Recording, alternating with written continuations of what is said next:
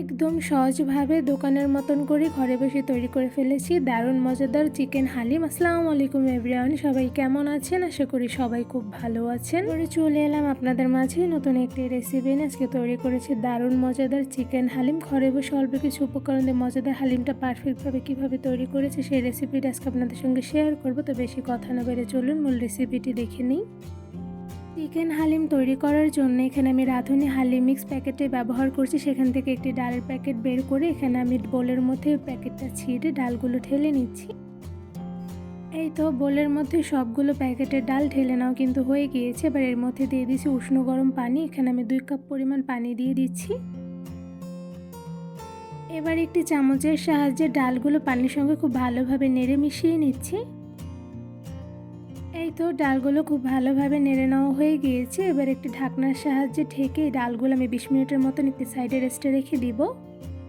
এবার হালিম রান্না করার জন্য একটি প্যানের মধ্যে দিয়ে দিচ্ছি রান্নার সয়াবিন তেল পরিমাণ অনুযায়ী।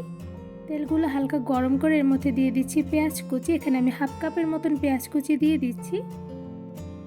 এবার পেঁয়াজ কুচিগুলো খুব ভালোভাবে নেড়ে নিব। কিছুক্ষণ পেঁয়াজ কুচিগুলো হালকা কালার করে ভেজে নিয়েছি। এবারে ভেজে নেওয়া পেঁয়াজের মধ্যে দিয়ে দিচ্ছি আদা বাটা হাফ চা চামচ পরিমাণ, সাথে দিয়ে দিচ্ছি রসুন বাটা হাফ চা চামচ পরিমাণ, দিয়ে দিচ্ছি জিরা গুঁড়া হাফ চা চামচ, সাথে দিয়ে দিচ্ছি লাল মরিচের গুঁড়া হাফ চা চামচ, সাথে দিয়ে দিচ্ছি ধনিয়া গুঁড়া হাফ চা চামচ, আর দিয়ে দিচ্ছি স্বাদ মতন লবণ। এবার সাথে দিয়ে দিচ্ছি হালকা পরিমাণে পানি। এবার খুব ভালোভাবে সবগুলো মশলা পেঁয়াজের সঙ্গে নেড়ে মিশিয়ে নিব। মশলাগুলো কিছুক্ষণ সময় নিয়ে খুব ভালোভাবে কষিয়ে নিচ্ছি। এবারে মশলার মধ্যে অল্প পরিমাণে পানি দিয়ে আবারও খুব ভালোভাবে নেড়ে কিছুক্ষণ সময় নিয়ে মশলাগুলো কষিয়ে নিব। চিকেন হালিম তৈরি করার জন্য এখানে আমি একদম ফ্রেশ চিকেন এবং সাথে কিছু হাড়যুক্ত চিকেন নিয়ে নিয়েছি। এবার এই ধুয়ে রাখা চিকেনগুলো আমি মশলার মধ্যে দিয়ে দিচ্ছি। এখানে আমি কেটে রাখা চিকেনগুলো 1 কাপের মতন দিয়ে দিয়েছি এবং মশলার সঙ্গে চিকেনগুলো খুব ভালোভাবে নেড়ে মিশিয়ে নিব। এবার চিকেনের মধ্যে দিয়ে দিচ্ছি অল্প পরিমাণে পানি যাতে চিকেনগুলো নিচে লেগে না যায়। তো এই পর্যায়ে খুব ভালোভাবে নেড়ে নিচ্ছি। এখন এই চিকেনের মধ্যে দিয়ে দিচ্ছি হাফ চা চামচ পরিমাণ গোলমরিচের গুঁড়া, এতে করে কিন্তু টেস্টটা বেশ ভালো আসবে। এবার খুব ভালোভাবে চিকেনগুলো নেড়ে নিচ্ছি। চিকেনগুলো মশলার সঙ্গে কিছুক্ষণ সময় নিয়ে খুব ভালোভাবে কষিয়ে নিয়েছি। এবার একটি ঢাকনা দিয়ে ঢেকে 10 মিনিটের মতন রান্না করে নিব। চিকেনগুলো কিছুক্ষণ ঢাকনা দিয়ে ঢেকে রান্না করে নিয়েছি। তো এই পর্যায়ে আমি একটা চামচের সাহায্যে খুব ভালোভাবে চিকেনগুলো নেড়ে নিচ্ছি। এই তো চিকেনগুলো খুব ভালোভাবে নেড়ে নেওয়া হয়ে গিয়েছে। এবার এখানে ভিজিয়ে রাখা সেই ডালগুলো দিয়ে দিচ্ছি। এখানে আমি ডালগুলো কিন্তু 20 মিনিটের মতন ঢেকে রেখে দিয়েছিলাম, সেগুলোই দিয়ে দিচ্ছি চিকেনের মধ্যে। এবার খুব ভালোভাবে নেড়ে চিকেনের সঙ্গে ডালগুলো মিশিয়ে নিব।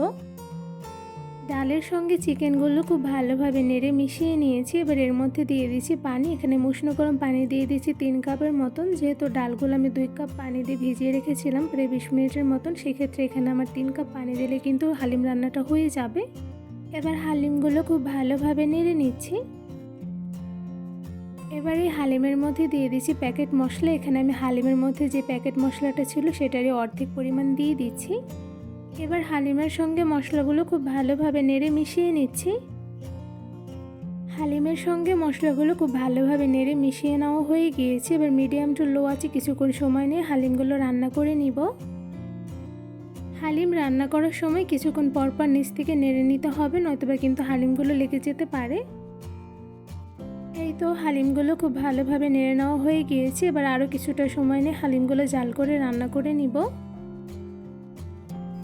হালিমগুলো কিছুক্ষণ পরপর চামচের সাহায্যে খুব ভালোভাবে নিচ থেকে নেড়ে নিচ্ছি, এতে করে কিন্তু হালিমগুলো একদমই নিচে লাগবে না, সাথে খুব তাড়াতাড়ি কিন্তু হালিমগুলো রান্না হয়ে যাবে। কিছুক্ষণ সময় নিয়ে চুলার আঁচ মিডিয়াম টু লোতে রেখে আমি হালিমগুলো জাল করে রান্না করে নিয়েছি। তো এরপর যে দেখতে পাচ্ছেন হালিমগুলো অনেকটা পরিমাণে ঘন হয়ে এসেছে। এরপর যে একটি চামচের সাহায্যে হালিমগুলো খুব ভালোভাবে নেড়ে নিয়েছি। এবার এই হালিমের মধ্যে দিয়ে দিচ্ছি সেই অর্ধেক প্যাকেটের মশলা। এখানে আমি পুরোটাই মশলা হালিমের মধ্যে দিয়ে দিচ্ছি। হালিমের মধ্যে সব মশলাগুলো দিয়ে দিয়েছি। এবার হালিমের সঙ্গে মশলাগুলো খুব ভালোভাবে নেড়ে মিশিয়ে নিব। এই তো হালিমের সঙ্গে সব মশলাগুলো খুব ভালোভাবে নেড়ে মিশিয়ে নিয়েছি। চুলার আঁচ মিডিয়াম টু লোতে রেখে বেশ কিছুক্ষণ সময় নিয়ে হালিমগুলো জাল করে রান্না করে নিয়েছি। তো এই পর্যায়ে দেখতে পাচ্ছেন হালিমগুলো ঘন হয়ে গিয়েছে, আর সাথে কিন্তু হালিমগুলো পারফেক্টলি রান্নাও হয়ে গিয়েছে। এবার আমি হালিমগুলো চুলা থেকে নামিয়ে নিব। একদম অল্প সময় নিয়ে পারফেক্টভাবে তৈরি করে ফেলেছি ঘরে বসে দোকানের মতন হালিম। আর এদিকে দেখতে পাচ্ছেন মাশাআল্লাহ হালিমগুলো দেখতে কিন্তু একদম পারফেক্ট হয়েছে। এবারে হালিমগুলো অল্প পরিমাণ করে চামচে তুলে আমি একটি পাত্রে বেড়ে নিচ্ছি। হালিম রান্না করার সময় একটু বেশি ঘন করে রান্না করলে কিন্তু হালিমটা খেতে বেশ মজার হয়। তো এই পর্যায়ে দেখতে পাচ্ছেন আমি অনেকটা পরিমাণে ঘন রেখে হালিমটা তৈরি করে নিয়েছি। আপনার চাইলে কিন্তু আরও অনেকটা পরিমাণে পাতলা করে রান্না করে নিতে পারেন। তো এই পর্যায়ে কিন্তু আমার পাত্রে হালিমগুলো বেড়ে নেওয়া হয়ে গিয়েছে। হালিমগুলো একটি পাত্রে বেড়ে নিয়ে এর উপর দিয়ে দিচ্ছি অল্প পরিমাণে কাঁচামরিচ কুচি, আর সাথে দিয়ে দেবো অল্প পরিমাণে ব্রেস্তা দিলে কিন্তু খেতে বেশ ভালো লাগে। আর সাথে অল্প পরিমাণে ধনিয়া পাতা কুচি দিয়ে দিচ্ছি উপর থেকে। এর সাথে কিন্তু চাইলে লেবুও দিয়ে দেওয়া যাবে।